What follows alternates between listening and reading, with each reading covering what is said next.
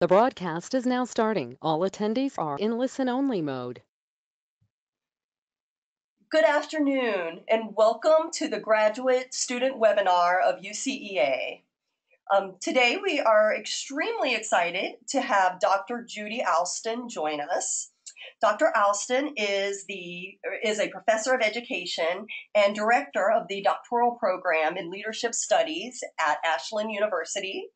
And she will be preaching it this afternoon and offering practical advice to start the semester right. So welcome and thank you, Dr. Alston. Thank you. Thank you. Just a few logistical details I wanted to remind everyone. Dr. Holly Mackey is joining us today, but had a bad connection, but she wanted to send her best wishes. And if you have a question for her, she will be listening and will be happy to reply. Also wanted to direct everyone's attention to the question and chat feature on the GoToWebinar screen. Please, at any time during the webinar, feel free to provide your comments and questions for Dr. Alston, and we will be monitoring them throughout the duration of the webinar. And with that, I will say thank you again and turn this over for some straight talk from Dr. Alston. Awesome. Well, good afternoon, everyone. It is certainly a pleasure to be here. Preaching it, that cracked me up when I saw that. Holly must have done that. And I almost put on my preaching collar to do this, but I decided it's just way too hot to wear that, so I just left it upstairs. But it is good to be here. I'm excited about sharing some time with you guys, just to talk about some basic things in getting ready to go back into the semester, or for some of you, it'll be the very beginning of a program. So we want to start the semester off right. And before I even go to the first slide, I'm gonna give you two questions. I want you to really think about this throughout this presentation, but I really want you to delve into these questions much more deeply when we're done. And the first question is a question that I often ask my doctoral students. And that question is, who are you? Who are you really? Who are you? And who are you in the context of being a doc student in whatever program you're in? Who are you and what are you bringing to that table? Right? The other question is, why are you there? What is your why? If somebody were to ask you, why are you in a doctoral program? Can you just succinctly say, I'm in a doctoral program because, or I'm trying to obtain my doctorate because the doctorate degree is not one that you have to have. And that's something I'll talk about later on.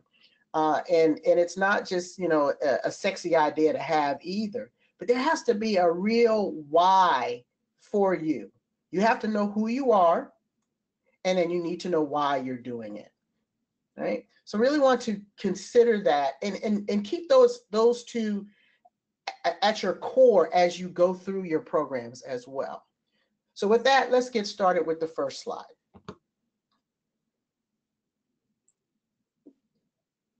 Or we can go to the second slide, I guess. Here's one. I do these things called PSAs, and normally we know that a PSA is a public service announcement.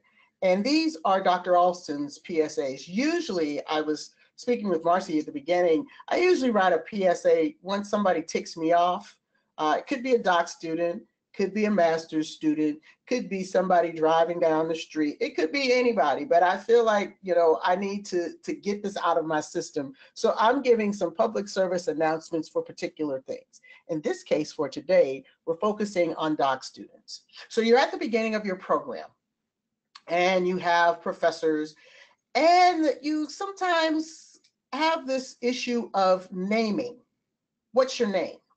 And I came up with that question, what's your name? Because when I first started teaching in higher education, I was at the University of Houston in 1996. I had just finished my PhD at Penn State University, and I got a position as an assistant professor at the University of Houston in the College of Ed in their cultural studies and leadership. Something I can't remember the whole title of the department because those things change all the time. But I was teaching a class. I was teaching a doctoral class in organizational behavior, and I had a woman say, "So what do we call you?"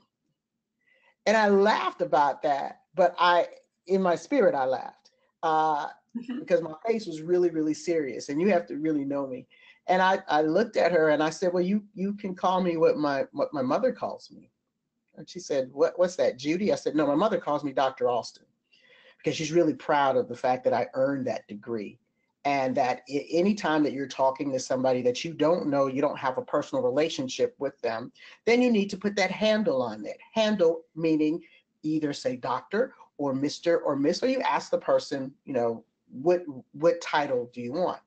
So the PSA that I wrote on June 25th, 2015, see, some of these I've written quite a while ago, is don't leave a voicemail with your professor or a professor that you don't know that begins with "Hi so and so" or what their first name is. It is, "Hello, Dr. So and so. How can I need some help with this, et cetera, et cetera." It's a sign of respect, right? It's about seeing that that person has earned a degree. You all are in doctoral programs. You know how hard you're working, and you know that once it's said and done, that title really means something to you. And again, it's about respect. There was a Sarah Lawrence Lightfoot wrote in her book Respect, which I can't even remember the date. I used to be able to remember stuff. I can't anymore. But she wrote about an experience that she had with a doctoral student. And she was at Harvard, I believe. And she was giving a lecture with another professor, a white male professor. And they had an audience full of doctoral students or graduate students. And one of the students got up and identified himself as a senior level graduate student, which I don't know what that means anyway. Grad student, period. You could first, second, or third year, say that. But a senior level graduate student, and he asked his question to the white male professor, and he said, "Well, Professor so and so, whatever the question was." And then he looked at Professor Sarah Lawrence Lightfoot and he said to her, he said, "Well, Sarah, my question is this." And what she said at that point was the same exact experience that I had when somebody just called me by my first name, a student who didn't know me. I didn't hear anything after that. She said she heard nothing after that because it's about being respectful. You don't know me, therefore put a handle on it. That is really necessary. Now, if we establish a relationship and we go further and I say, "Oh, you don't have to call me Dr. Alston, or you can call me Dr. A, you don't just call me Judy." Normally that won't happen. But in case, let it be from me to you to tell you this is how we can have this relationship and address how you can address me. Right? Next slide. All this one. I love this one. In a former life, I was a high school English teacher. And so this whole writing piece really it intrigues me. So there's a lot about writing that we'll talk about today. But in your writing now, in higher education, writing your papers and the dissertation, Microsoft Word is your friend. Let me say that again. Microsoft Word is your friend. Now, once upon a time, there was Microsoft Word. There was some other WordPerfect. That's what it was. It was WordPerfect. Actually, WordPerfect was easier to deal with, but they're now defunct. And so we have Microsoft Word. If you don't know Microsoft Word, then you need to learn it. There's no ifs, ands, buts about that. I will often say, as it says here, "Please, for the love of all that is good and holy, learn how to use MS Word." Now, I'm old enough that I took typing in high school. and typing was great. It taught me really great keyboarding skills, and so now typing has never been an issue. But a computer is different from a typewriter, right? The space bar on the computer is not like the space bar on the old typewriter. And I've got some students who are a little older, or some who are just lazy, that say, they just start using the space bar to tab over 5 or to move over 5 spaces. Well, 5 spaces using the space bar and using the tab button aren't equal. They're just not. So you've got to learn to use your Microsoft Word. It is no shame. Take a class. Everything can be found on YouTube. You know that, right? If you need to fix the battery in your car and you got some issues about going to the mechanic, or you don't have enough money, you can go on YouTube. Now, I wouldn't necessarily advise you going up under the hood of your car and doing this stuff, but the information is out there, right? Use also with Microsoft Word those wonderful little buttons at the top of Word that show the left, the right, the center, and full justify. Right? Most of the things that you're going to be writing with regards to APA will be left justified. Now, there's some things that are centered. Usually it's not full justified, which is the whole stretching all the way across. Now, that looks all neat and clean, but it's not necessarily APA formatted correctly, right? And the APA 6th edition, right? So I have my handy dandy APA. Yes, I tab it. I have been known to be the APA queen over time.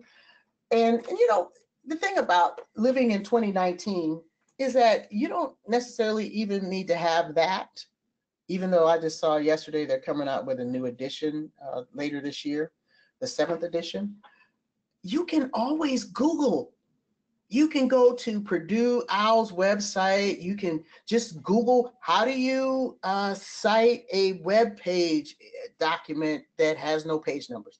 It'll tell you on the internet. And if you read that carefully and follow that and then apply that to your paper, all you got to do is copy paste or in terms of formatting, and then plug in your content with that. You've got to know your APA. That is your Bible. Right? I know that, for those of you who are Christians and you read the Holy Bible, those 66 books. And if you go beyond it, there's the Apocrypha, which is beyond that, the 66 books plus. That's for Christendom. For academia, this is your Bible. This is your Bible. You've got to follow it. There's nothing more frustrating for a professor. Maybe I'm just speaking. I'm not just speaking for myself. I'm speaking for a lot of people. There's nothing more frustrating than reading a paper that is fraught with grammatical and formatting issues. I can't read your content because my eyes automatically see that. If you deal with that stuff up front, make sure your formatting is correct and your grammar is correct, then I can just focus on your content, which is really what you really want me to be focusing on anyway. So get your APA guide, either get it the electronic version or the spiral bound or the softback or the hardback, whatever, or just pull it up on Google. But make sure that you do that correctly. It makes your life and our lives a whole lot easier. Okay. Next slide. Now let's talk a little bit more about this writing. I have I'm a former English teacher, so I have a bias with this. I like good writing, right? And you should like good writing too. Because at the end of the day, when it's all said and done, this is the work that you have written and work that you want to be proud of. So the best way to improve your level of writing, especially if you struggle with writing, and a lot of doctoral students struggle with writing, so don't feel bad if you do.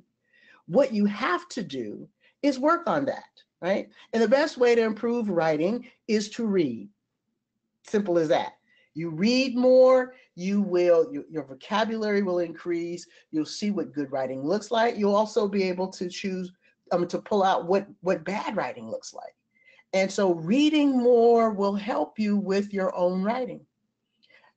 For me, I always go back to what Barbara Jordan said during the impeachment hearings for Richard Nixon at 2 o'clock in the morning when she was the most junior senator, and had like 15 minutes or so to write a response. And the one thing that she said about the Constitution that I took that and loosely quoted it, and I said, I'm not going to sit here and be an idle spectator to the diminution, the subversion, the destruction of the English language and her usage. You got to be proud of the work that you're doing. So if your writing if your writing is weak, then by all means find an editor, find a tutor. At my institution, we have a graduate writing center, and I often send students over there to get help with their writing. The writing is the core of this work that you're going to ultimately have done at the end, which is this dissertation. So therefore, if you start working on it from the beginning, in the end, it'll be all good. Next slide. Oh, could you not blow up my email? So you decided that I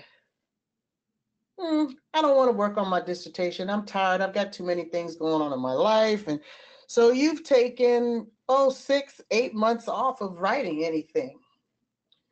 And then all of a sudden a fire hits you and you decide, I need to write something. And I'm going to write it today and I'm going to send it to my chair and I want my response back tomorrow. It does not work that way. And don't blow up my email saying you haven't responded to me. I'm not going to.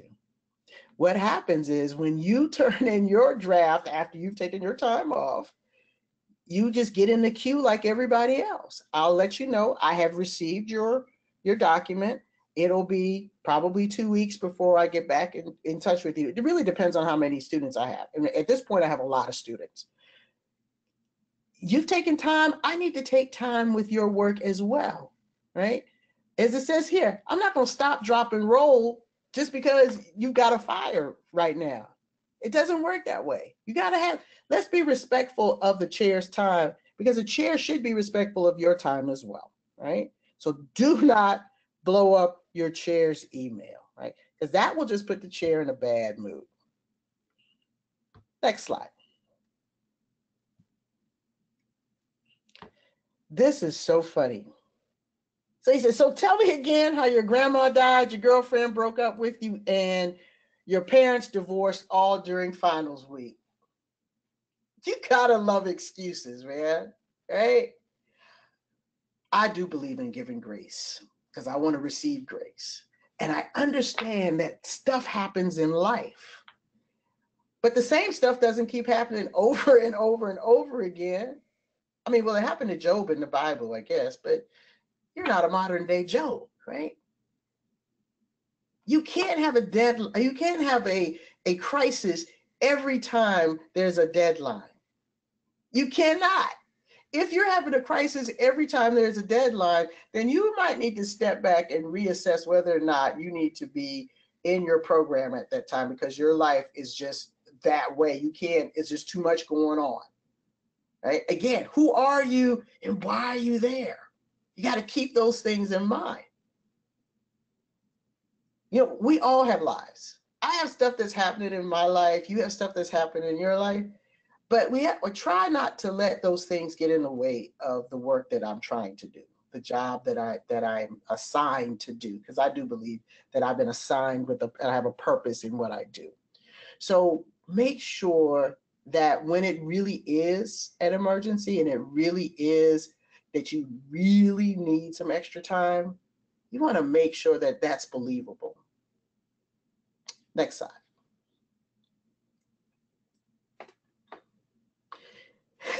So have you ever been in a presentation where somebody was presenting and first of all, they have 50 million slides? Don't do that. And then they've decided that they're going to read verbatim each slide to you. Don't do that either. The people in the room know how to read. You should be, when you're presenting, you should be so familiar with the work that you have done that the slide is really there for the attendees. And maybe if you've gotten off track, you look back at your slide and go, okay, yeah, that's where I'm supposed to be. But it's not to read everything that's on the slide, right? And in particular, I've seen this happen when I have assigned group assignments or even individual assignments in a class. And it's really, it's about nerves. Students get nervous. And so reading the slide is sort of a crutch. It kind of helps you, not be so nervous. But you've got to practice beforehand. You really, really do need to practice. Anytime you're getting ready to do a presentation, you need to take your time and practice. Because here's the other thing. What happens if if your PowerPoint gets lost? What happens if all of a sudden in the middle of the presentation, it's gone? You still have to keep going, right? So you need to know your stuff, right? It's a lot easier in knowing and practicing, you know it, and then those butterflies go away at some point during the presentation. Well, I have presented, hundreds of people, 1,000 people, and whenever I'm preaching, I always walk in with my nerves. I always have butterflies in my stomach. Never fails. I had butterflies when I started this, but I know my material. And once you start talking, the flow will come. Therefore, you don't have to rely on that crutch so much, right? The other thing, again, I'll say this: be judicious in the number of slides that you use for a presentation. You don't want to put too much on a slide, although I'm going to violate that today because I do have 2 slides that have a lot of information on it. Sorry about that. But you want to be sure that folks can see it, read it, it's clear, there are no grammatical errors, etc. So again, it's about preparation. Preparation, preparation, preparation. Okay. Next slide.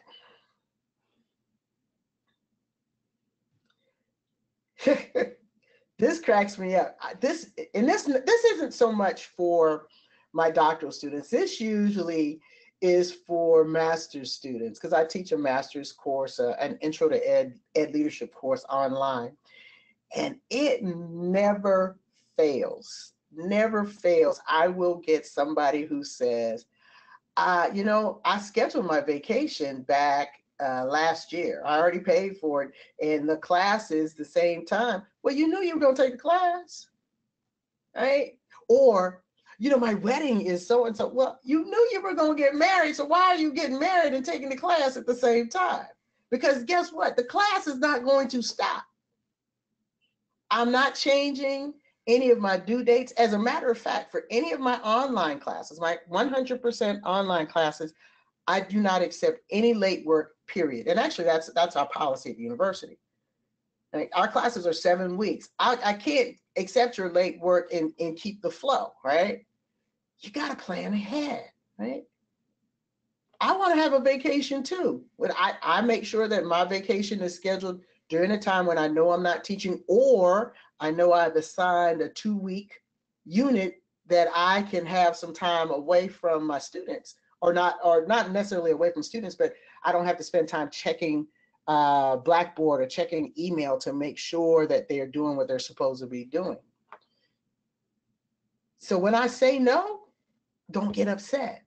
Don't tell me I'm being unreasonable. Don't tell me I don't understand life. I do understand life, but I also understand planning. And just because in some cases, your lack of planning will not make it an emergency for me. It's just not going to. Right? We all want to get to the same end. You want to get to the end of the degree. I want to see you get there. I want to help you in this process. But we all got to do our planning, and we all got to do our part. Right? Next slide. Richard Pryor. I had to find one, when I say I ran out of cuss words, it's one of the best cussers ever next to Samuel L. Jackson, one of the best cussers ever.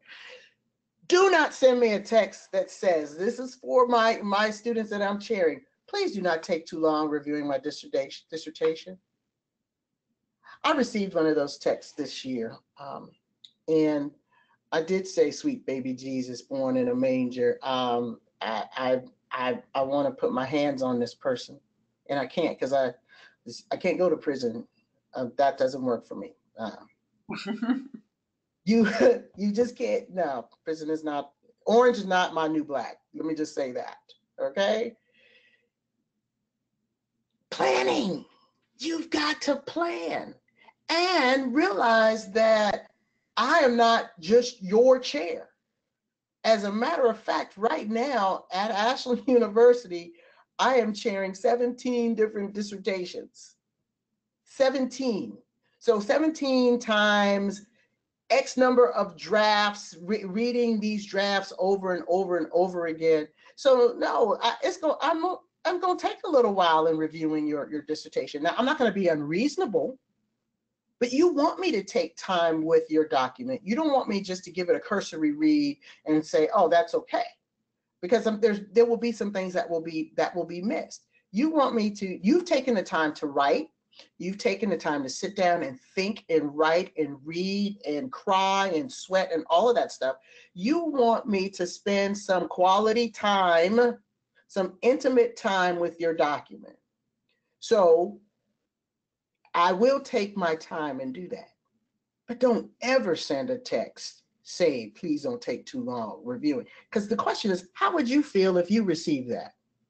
Think about it. Next slide, please. Yeah, let's go back to this whole idea of grammar. Proofreading. See, this is one of I violated my slide rule. Proofread carefully to see if you any words out. Yeah, that's exactly it. You gotta proofread. Trust me and believe me when I tell you, you might be a great writer, but what you turned in is not the greatest piece of work ever. And they can always be improved. It can always be improved. You want to submit work that is a reflection of you. You want to submit work that is good work. Now, I understand the early stages of the work. I was a doc student. I was a master's student. Then I was a doctoral student. And then after I had gotten a PhD, I went back to school 20 years later and got a master's of divinity. I just got that in 2016. So I've been a student, and then I've been a student, and then I was a teacher, and then I was a student, and then I was a professor, and then I was a student, and now I'm back at being a professor. I want to turn in my best work. Again, it's about reflecting me. And so therefore, proofreading is absolutely necessary. It's real easy to write something, because I do it all the time, even in an email. I'm talking I'm talking to myself as I'm writing it, and then I think I've gotten everything in there, and then I go back and I look at the email and I go, oh, how did I miss the word? Just like this little caption here: proofread carefully to see if you any words out. Yeah, left. You forgot the word left, because it's so easy to do, right? One of the things about proofreading is you can have somebody else read it for you, read it for grammar and formatting, but also for a good understanding of the content, whether or not it makes sense. Another really good way to do your proofreading is to read it backwards. And I've taught that to kids a long time ago. Start at the end and read it backwards, because if you read it from back to front, then you won't automatically put in words that aren't there. As you're reading front to back, your mind will see what's not necessarily on the paper, right? Then when it's all said and done and you've turned in something to me and I've given it back to you, and it has those, the reviewer's toolbar, and I've lit your paper up, don't start crying, right? Are you crying? Really? Don't start crying. If you took some time with your work in the first place, then we should be okay. Again, this is about a reflection of you and being proud of your work. I don't care if it's a paper for a class, if it's a post that you do for a discussion board, or if it's the dissertation itself. You've got to put your heart and soul into each of those things, right? This process is not a lifetime process. This is for a period of time. And in that period of time, what you want to do is put your best foot forward. Now, there'll be some days where, you'll be like, oh, hell, it is what it is. Fine, but you gotta bounce back from that and try it again. Next slide.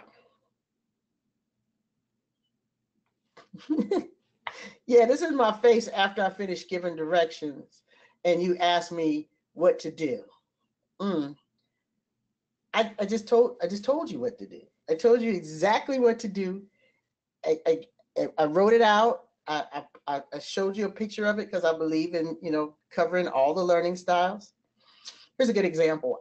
In this master's class, I have students do a reflection, and the reflection must be 600 to 800 words, I believe. Or no, yeah, 600 to 800 words, and it has to be APA formatted.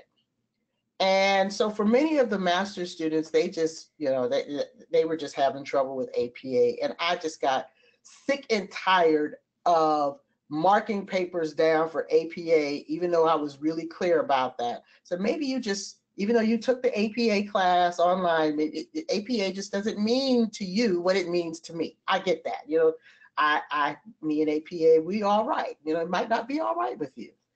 So what I finally did to alleviate my headaches was I gave my students a template that is already APA formatted in terms of the running head and the page numbers and where their name should go in the date and also the reference page.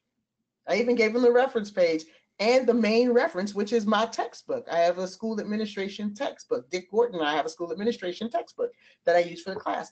I've already put that on the paper. All you have to do, and it's a Word document, is copy and paste your content or directly write your content into this template and put your name where it says name, date, etc. That's it, because I got sick and tired. But if I give you the template, don't give me an interpretation of my template. Follow it exactly as I've given it to you. It's really that simple. The dissertation is also the same way. There is a particular template. There's a formatting each institution uses for their dissertation. Now, all of us aren't equal. So, they may be very similar, but it's rare that you'll find somebody who's exactly the same, because there's always a little spin that each institution wants to put on it. Whatever your institution's formatting is for your dissertation, follow that thing. Don't follow the one that you decided to write in on the way to campus. Don't follow one that you found on the internet. Oh, I found this dissertation on Dissertations Abstracts, ProQuest Dissertations Abstract, and I formatted it just like that. No, format it for your institution. If you don't like APA, you don't like the format, then I suggest you might not want to complete your program. Again, this is only for this period of time. Who are you and why are you there? Why are you there? You're there to get that degree to do something. You're there to get that particular degree to do something that you need that degree to do it with. Therefore, you've got to do the things in the process to get there, right? It may not make sense to you why we got the indent here. On the second line, there's an indent of references for APA and NADA. It used to be that the first line was indented and the second line was at the margin. When I started my doctoral program, we were in APA first edition, and the book literally was that thick. It was a little gray book. Now we got this monstrosity. End of the day, follow the template. Follow the template. Makes your life so much easier. Next slide. So this is one of my recent PSAs that I was on, and my PSAs tend to appear on Facebook. a lot of students are into phenomenology. It just sounds so good. Phenomenology, right? I'm going to do a phenomenological study on so and so, right? It makes you sound like really intelligent. Well, everything is not a phenomenon, okay? It sounds great, but again, for the love of all that is holy, you can't use it for every and anything that you're proposing to research. Let's start with what really is the phenomenology. Is there a phenomenon that is occurring that needs to that you want to study? Yeah, and parenthetically, please know how to spell it. It ain't an easy word to spell, right? Can you define this in simple terms? Yeah, I had a student say, I'm doing this phenomenological study on such and such and such. And I said, so phenomenology means what? And they looked at me like I had 12 heads. Like, dude, I got one head. And it's asking you one very simple question. If you can't define it, you can't use it, right? The bottom line is that whatever that research question is that you've labored over, because it takes a minute to get that thing right, that research question will then drive what your methodological choice will be. It's not the opposite way. I'm gonna do a phenomenology. No, what do you want to know? Once you ask that question, then we can move into, okay, so the best way to answer this question is to use this particular method or to use this method, right? And the other thing about the research question, it's not a yes or no. Just saying. In terms of your research, I have to bring out my little books here. You need to make sure that you have a couple of books, and there are many. There's some that I just have in my library that are standard, and I don't even know what edition we're on of this. But the Creswell book is really good. This is the second edition. I don't know where. Again, I don't know. This is 2003, so I know we're well beyond that. And I do have the newer one in my office on campus. But you have to have the works that you can go back to and say, okay, you know what? I'm not quite sure what that is, but I know where to find it, right? So you have something like that. You also have the Sage Handbook on Qualitative Research for those of you. This is like that. So you'd have to understand growing up in the South where we had the big Bibles that my mother still has at her house that's bigger than this book. It used to be like the old school dictionary, but it's so useful and it has the answers that you're looking for, right? This gets you back to some of the seminal work that needs to be cited or at least directs you in that way. Another good book that I'm going to be using, I'm teaching proposal writing this fall, is this book here, The Dissertation Journey, right? And so this is, it's just a guide. There are many different ones out there, so don't feel limited to this particular book or that particular book, but get out and find something that will help you. You need the supplemental information so that you aren't walking around going, I'm doing the phenomenology, and you don't know what it is. You need to be able to go to sources and say, I know beyond a shadow of a doubt what this method is, where it's grounded, the work that's been cited before, the seminal research around it. You need to know those things, right?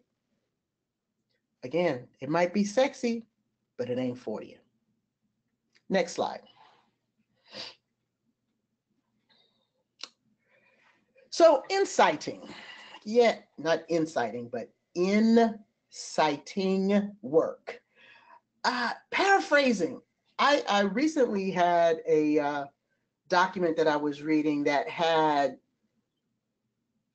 direct quote after direct quote after direct quote after direct quote, and I was like, I just want to go to bed now. I just want to take a nap. This has worn me thin. You have to learn how to paraphrase. You got to learn how to paraphrase. I look, this little meme is great. I'm a tailless blue amphibian. Let me paraphrase that. I'm a frog. Right? Because in paraphrasing, that way you really know that you understand what that author or that researcher is talking about. You really have a solid understanding. And therefore, when it's time for you to defend your dissertation, then you can stand up there flat-footed and really speak from a place of knowledge. Right? Now, it's good to be able to have some direct quotations. I'm not saying that you don't want to do that, but you only want to use that for some really key things that you want to definitely use that person's words for, right? The other thing about this notion of citation, the parenthetical citation, you shouldn't have 50 different researchers in one parenthesis, right? Not unless you're saying many researchers, and then you want to still be careful about how many you're going to list there. But if you've talked about, let's say you've talked about 4 or 5 different ideas in a particular sentence. Let's go with 4 ideas in a sentence. And you've noted these 4 ideas at different places in the sentence. You don't want to wait till you get to the very end of the sentence to put all 4 references there. Wherever you have that idea in the sentence, then so for if you're using my work on tempered radicals, such and such tempered radicals, and you would put Alston, whatever the date, Alston and McClellan. And then if there was, something about phenomenology, and or let's say critical race theory, then you would cite Ladson, Billings, and Tate in that right next to that. Don't wait till the very end, right? I've noticed that trend. You want to make sure that your citations are close to the actual work that person has written about. Okay. Next slide. So, and we're getting down to the end of the slides, and we'll open it up for some questions. The dissertation is not a sprint. It's not. It doesn't just, you start today and you're done tomorrow. This thing takes time. There are starts and stops. There's 2 steps forward, 3 steps back, a sideways step, a duck, a lay down. It's all of those things. But it takes endurance, right? It takes you saying, this is what I want to do. I know why I'm doing it. I know what I'm going to do with it when it's said and done, right? And this is even for those who have completed the dissertation and who are in tenure track positions. It's an endurance race, or it's an endurance track, right? You've got to take your time. There are no shortcuts in this. And the truth of the matter is that after you've done your coursework, it becomes very lonely. Once the coursework is done, then it's you in that monster we call the dissertation. You trying to figure out, okay, what is it that I'm actually doing? So I'm writing this proposal. This is what I'm proposing that my work will be. So it becomes really lonely in that. It's you in your chair, or you in your chair and your methodologist, or maybe other members of your committee, but you're really working much more closely with your chair. It's not group writing. It's not a group project, not unless it's a novel type of dissertation where it's we have got new styles of dissertations where you've got 2 or 3 people working on a document with some very clear lines about what they're doing in that research. It's a multi-pronged research approach. But for many students who are in, let's say, cohort programs, and like our program, they get to the dissertation stage and they're saying, we're not meeting anymore on our regular Wednesday for our class. Well, then you have to determine how you're going to do that outside of the classroom. Get with people, get with a group of people. So we have Jackson Scholars, find other scholars that you can talk with and people who will encourage you. Again, there are no shortcuts in this, but it really is worth it in the end. It really, really is worth it. But it takes time to do it. Next slide.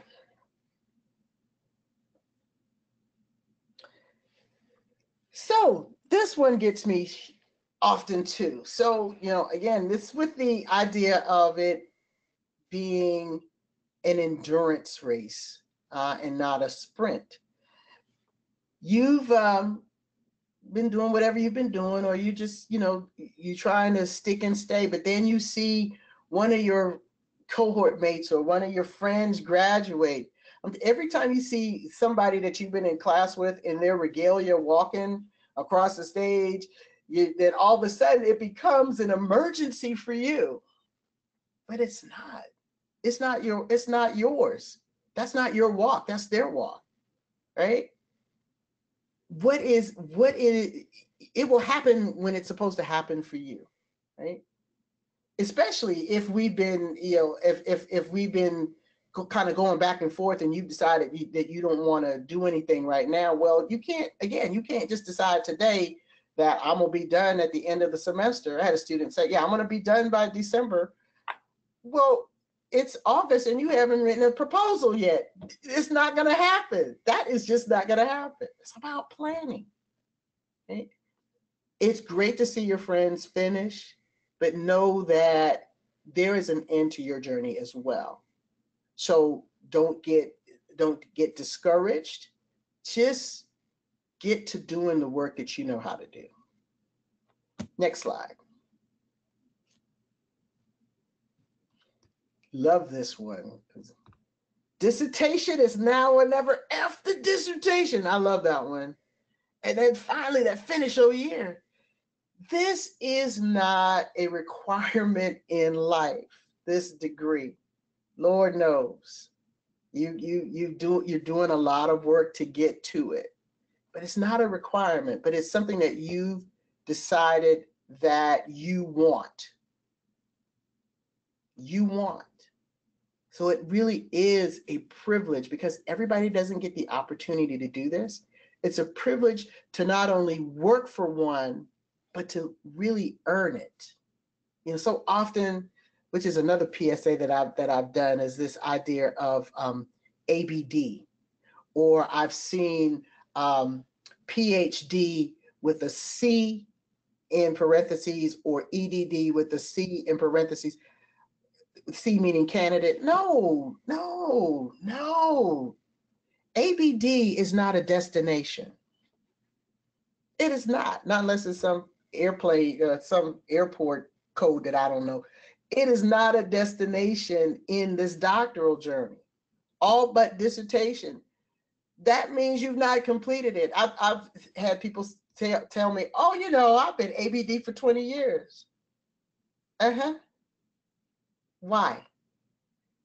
You need to stop saying that you're ABD. You're done. You didn't finish the program. And guess what? You can't come back to the institution 20 years later and say, oh, I just want to do my dissertation now. No, it doesn't work that way. You are working to earn those letters of EDD or PhD or whatever the doctoral degree is of your area. Those are the letters that you want.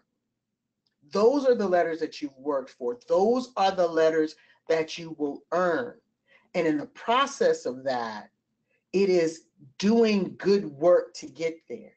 It is doing the work that you are proud of years later to say that your name is on it. I'm proud to say that I signed my name on this.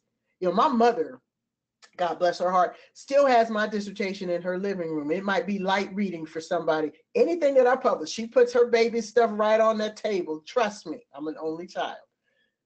But I have picked up my dissertation, and I finished in 96, and I've picked it up and looked at it. I found some mistakes in it. I'm like, oh, I don't know how I missed that. But overall, when I read it, I'm proud of that work that I did. I'm really proud of that work that I did. And that's what you want in the end, that you have spent all of this time, however many years it took you, and all the money that you've invested, all the blood, sweat, and tears, all of the disappointments, all of the great things, all of the life experiences that you've experienced throughout that process. At the end, you want to have that document. That's one, the dissertation, but the other document, that diploma that says all that earned stuff on there, and say that you did good work. That's what it's about, doing the good work. Next slide. Or is that the last one? That's the last one. So, Yeah, I think we have reached the question and answer portion of the webinar. Awesome. Thank you so much. It's such good practical advice. I can't say how many of these tips I have heard numerous people comment about, express concerns about, or complain about, but they won't come out directly and say them. Yeah, I'm good for coming out directly and saying stuff. Sometimes stuff I shouldn't say, but it is what it is. I think this is all stuff that you definitely should say and that should be heard. Um, The other thing is that it's really it helps the journey. It helps the journey both for students and for faculty. If we can get through a lot of these things, then we make the journey just a little bit easier. Very good. Very good. Yeah. Well, we do have one question from an attendee who was interested to know if you were part of the Delta sorority. I am a member of Delta Sigma Theta Sorority Incorporated. You probably see that pyramid right there. Yes, I am. So other people can find a sister here. Yes, yes, yes. I'm active with the Columbus Alumni Chapter, where I am the second vice president of that chapter. So yeah, very, very, very active with my sorority. Very awesome. And then another question we had were catching the names of the texts that you referenced. And I do believe for the two Bibles that you recommended everyone to have close at hand, the APA style book. Yeah, and the Sage handbook. There's the APA style book. And like I said, the seventh edition, I just got Gerardo Lopez Dr. Gerardo Lopez just posted it on Facebook yesterday that the new edition is coming out, I believe in October. So students may want to wait for that. The other is research design, the Creswell text. I just found it to be a really good comprehensive text that I've used over the years. The other one is this is the Bible, the Qualitative Research Handbook, the Denzin and Lincoln, which is good to have in your library as well. I'm not sure what edition they're up on this one either. I just got old books in here. Right. And then the other one this is new, the Dissertation Journey. This is what I'll be using with my doctoral students as they are writing their proposal. And this is by Carol Roberts and Laura Hyatt. And this is the third edition. This is the most recent edition right here. Fantastic. No, people are anxiously writing down a lot of these texts. Yeah. I'm just curious, talking about your long career in academia and back to when you were a student. It makes me think, can you think of a time, or did you have any good advice that was shared with you that really impacted your career? Or can you think back? Yeah, and I really think about it is the biggest advice that I had that impacted me really came from my mom. And she'd always said, you can do anything that you put your mind to. Yes. If you want it, you can achieve it, but you got to work for it. There's no shortcuts. You've got to work for it. You actually have to go for it. And so I took that very seriously. Now, I didn't take that so seriously as an undergrad. I was a horrible undergraduate student. I have people laughing about that all the time. I got 5 degrees today. And, that one was it was what it was, because I enjoyed my undergraduate career. If I could go back, I would just go to class more often. I wouldn't cut out anything else I did. Mm-hmm. But as I moved through my master's program at the University of South Carolina in Columbia, and then on to Penn State, I found inspiration in women professors that, because there weren't a lot, right? And so just watching their walk, talking with them, getting just encouragement from them of again saying you can do this, you can really do this. When I was at Penn State, Dr. Paula Short was one of those, and Dr. Short is now the provost at University of Houston, and she was that leading by example. I watched her walk, I watched her do the work, I watched how she taught and how she related to students. And she was always very encouraging to me. And even to this day, we have a great relationship to this day. And so those are the things that really stand out for me, that I think back, because I've been teaching now. I started teaching in 1987. I started teaching high school in 1987. So I've been doing this for a minute, and I've been in higher ed since 1996, and actually teaching with a contract since 1996. So I've been doing this for a minute. And what I try to do is to reflect those values that I've learned from many of those women that taught me in this process, and be a help to those who are coming along, doing the mentoring, working with Jackson Scholars, and just continuing to do good work. I really believe that. I'm not an idle academic. I still write. It's still a struggle. So the students need to understand that too. I'm the greatest procrastinator in the world. I'm working on a book right now that I just need to finish putting the thing together. I got the chapters. I just need to finish putting the ending touches on it to move it to the publisher.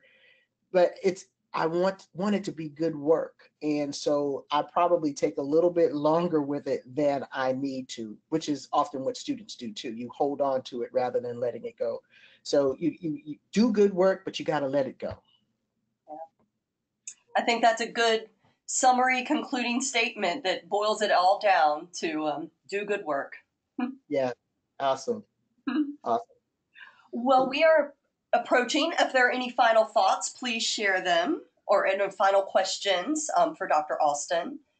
But we are approaching the end of our hour, and we want to be respectful of everyone's time. So I just want to say a sincere, huge thank you on behalf of the Jackson Scholars Network and UCEA to Dr. Alston for joining us and sharing some experiences and wisdom. We appreciate it so very much. Awesome. We appreciate Holly and Danny, who've worked so hard on these webinars, putting them together, and thank them. We also, of course, want to remind everyone that registration for UCEA is now open, and we're watching the registrations come in, so please definitely take advantage of that. Also wanted to put a statement out for the next upcoming webinar, which will be on September the 20th, the Mentoring Relationship in a Nutshell, which will be very applicable and critical for the Jackson Scholar alumni. Awesome. So with that, we will bid adieu and say thank you again, and wish everyone a wonderful day. Thank you so much. Yeah. Guys, take care. Thank you. Have a great day. Bye-bye.